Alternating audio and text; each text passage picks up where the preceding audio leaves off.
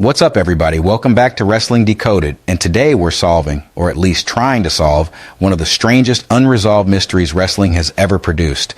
In the summer of 1999, WCW built an entire storyline around a single question: who was driving the white Hummer that ran into Kevin Nash?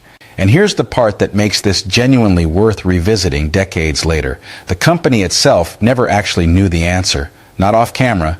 Not eventually. According to the man running WCW at the time, this mystery was never designed to have a solution to begin with. So let's rebuild this case from scratch, walk through every single suspect WCW ever teased, and end with the actual admission that recontextualizes the entire thing. If you're into these deep dives into wrestling's most bizarre, unsolved moments, subscribing genuinely helps this channel keep making them. Go ahead and tap it before we get into the evidence. Let's start at the actual crime scene. June 7, 1999, Monday Nitro. Kevin Nash is locked into a heated feud with Randy Savage and his Team Madness allies, and tensions had already boiled over. An earlier segment saw the women of Team Madness dump sewage on Savage as part of the escalating back and forth between the two camps. So Savage wants payback, and WCW delivers it in a way that, looking back now, feels like the exact moment this entire storyline quietly lost the plot before it even properly began. Nash gets lured into the back of a limo by Miss Madness and Gorgeous George. The doors lock behind him. Savage reveals himself behind the wheel, drives the limo, and parks it against a dumpster. And then, seemingly out of nowhere, an unidentified white Hummer slams into the limo repeatedly, leaving Nash looking legitimately dazed on camera. Millions of people watched that segment and reasonably assumed WCW had a plan for who was actually driving. They didn't. Here's your first real clue that something was off with the whole thing. Nash was hurt badly enough on television that fans genuinely worried about his in-ring status going forward, and yet he was cleared to wrestle Savage just weeks later at the Great American Bash. Sid Vicious showed up to interfere in that match on Savage's behalf, and plenty of fans immediately connected the dots, assuming the guy interfering in the follow-up match had to be the one who drove the Hummer in the first place. WCW never actually confirmed that. The trail went cold less than a month into the story. So who else got thrown into this suspect pool over time? This is where the case file gets genuinely bizarre. Multiple accounts from that era suggest the original plan may have actually been to bring in Sable as the mystery driver. A shock value crossover reveal, similar to how other former WWF talent had been used to take shots at their old company on air. That fell apart because her release from WWF came bundled with a lengthy no-compete clause preventing it. Separately, other reports claim the very first choice for the role, before any of this even aired, was actually Carmen Electra, which, if accurate, means this entire mystery may have started life as a celebrity casting decision that collapsed before a single Hummer ever hit a limo, and WCW just kept running with the concept anyway because nothing better was ready to replace it. From there, the story only spirals further outward. Sting got pulled into it, with Nitro episodes ending on shots of what were later revealed to be fake Stings sitting in Hummers, teasing his involvement without ever actually confirming anything.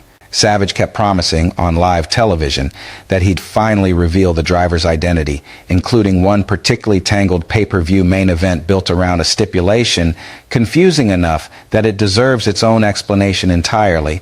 A tag match where pinning your own partner could actually win you the world championship. Savage won that match.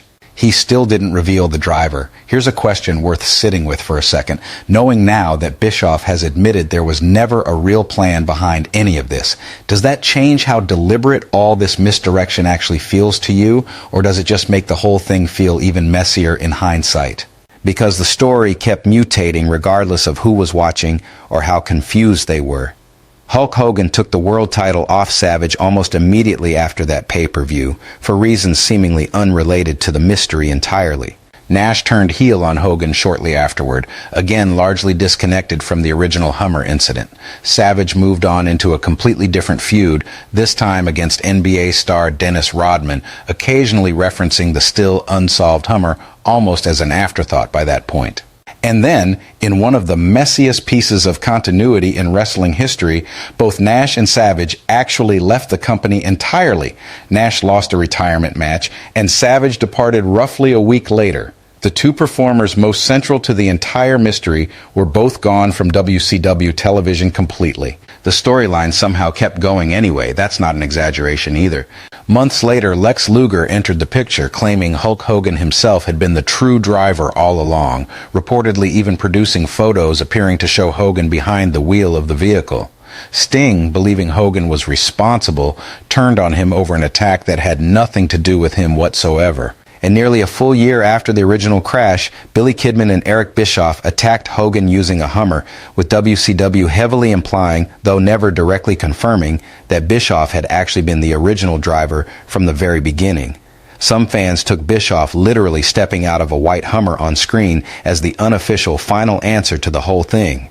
WCW itself never actually confirmed it either way. Quick pause here. If you're keeping score, that's Sid, Sable, Carmen Electra, Sting, Hulk Hogan, Billy Kidman, and Eric Bischoff all floated as suspects across more than a full year of storytelling. Drop a comment with who you'd have picked if you were watching this unfold live back in 1999, because I genuinely think most fans at the time were split between Sid and Bret Hart. And now, back to that admission I opened with, because this is really where the entire rewatch gets recontextualized in a way most fans never got at the time. Years later, on his own podcast, 83 Weeks, Bischoff addressed the angle directly, and what he said reframes everything you just heard from the ground up. There was never actually a plan for a secret driver at all, he explained plainly. It was designed purely as a stunt, a one-off moment meant to inject fear and raise the stakes heading into Nash and Savage's next encounter. Nothing more elaborate than that in concept. He did concede that Savage was meant to be positioned as the mastermind behind the attack regardless of who was physically driving, but the actual identity behind the wheel was never intended to be a real, resolvable answer sitting somewhere down the line, waiting patiently to be revealed to the audience. WCW spent over a year building suspense around a mystery that, according to the man actually running the company at the time, was hollow from the very first collision onward. Which means everything you just heard unfold, the failed Sable casting, the phantom Carmen Electra plan, the fake Sting sitting in Hummers, Luger's photos implicating Hogan, the symbolic Bischoff reveal a full year later, wasn't a genuinely great mystery slowly falling apart through bad follow-through or forgetful writers. It was improvisation from day one, dressed up as a long-form mystery because nobody involved was willing to just quietly drop the concept and move on to something else. It survived the complete departure of both original characters at the center of it. It survived a title change, a heel turn, and an entirely different creative regime taking over the company. And it never had a real answer to build toward in the first place, no matter how many suspects got paraded past the audience along the way. There's something almost fascinating about how far WCW was willing to stretch this bit with genuinely nothing behind it, using it to justify turns, title changes, and entire character arcs, all in service of a mystery the company had already privately abandoned solving. It's one thing to build a storyline and lose the thread somewhere along the way through bad execution. It's a completely different thing to build a storyline that never had a thread to begin with and keep pulling on it for over a year, regardless. And honestly, that gap between what fans assumed was happening behind the scenes and what Bischoff eventually admitted was actually happening might be the single most WCW thing about this entire era of the company. Big, ambitious concepts thrown at the wall with real commitment on camera and almost no actual plan behind the curtain to back it up. So knowing all of that now, does it make this whole storyline more fascinating as a study in exactly how far a wrestling company will stretch an idea with nothing behind it, or does it just confirm everything critics have said about this specific era of WCW for years now?